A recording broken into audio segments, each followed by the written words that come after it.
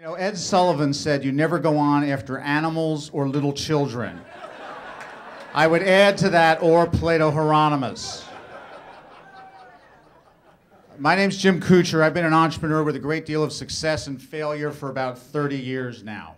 You learn more from the failures. I make my living teaching and training other people how to do this. I want to introduce you to some of my friends. This is John Herron. John Herron runs Harbor City Services as a document storage company that employs people with psychological disabilities. He's been in business since 1987. He funds his operations from the income that he earns. Not bad. This is Marty Schwartz. Marty Schwartz runs Vehicles for Change, provides low-income families with reliable donated cars so they can break free of the public transit system. They also sell used cars to the general public and use the money to pay for the donor cars. The Creative Alliance has done an amazing job of revitalizing the Baltimore arts scene. The Alliance runs something called the Cam Cage, which rents equipment to videographers and filmmakers and uses the income to help pay for the work of the Alliance.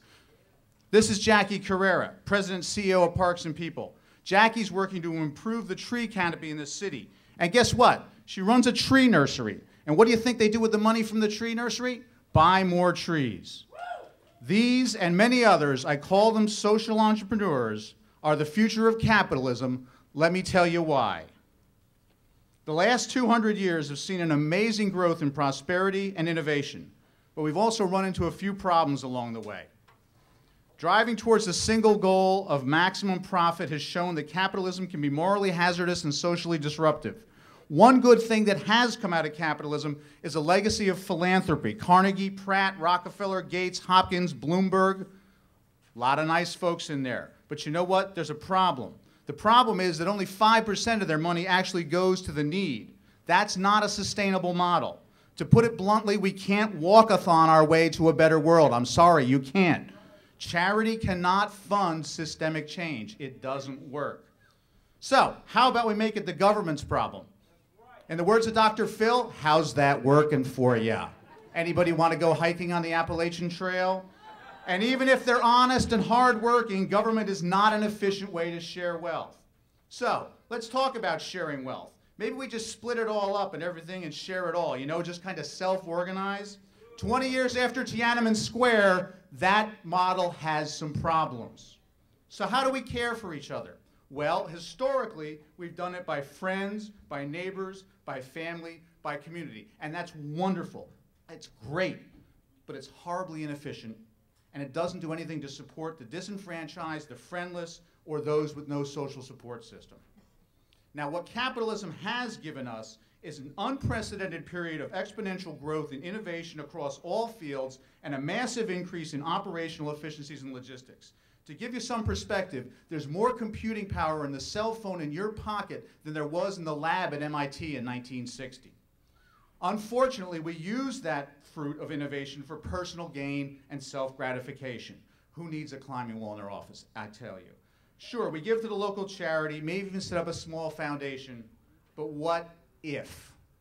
What if instead of fancy cars and luxury, we use the fruits of those labors to plant trees, to feed the hungry, to house the homeless, and to give working parents more time with their kids? What if we could take all that we've learned about efficiency and productivity and cost benefit and total quality management and use all of that to propel us to a better world? What if? Thank you. Now, the basic idea of nonprofits earning income from market-oriented practices is not new. Hospitals, universities have been doing it for centuries. But the idea of applying it to other models is new. It's a brand new thing. It's taken off all over the place. It's happening here in Baltimore. It goes by a whole bunch of names.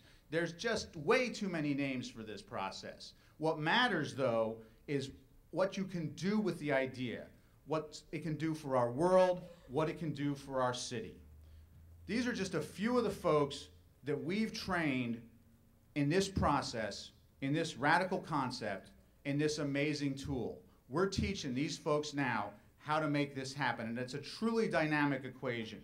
If you can imagine the power of the social revolutionary, the increasing rate of innovation, the energy of the entrepreneur combining to make an exponentially better world, it's that simple. But there's a huge difference between simple and easy. And it takes a special person to do this.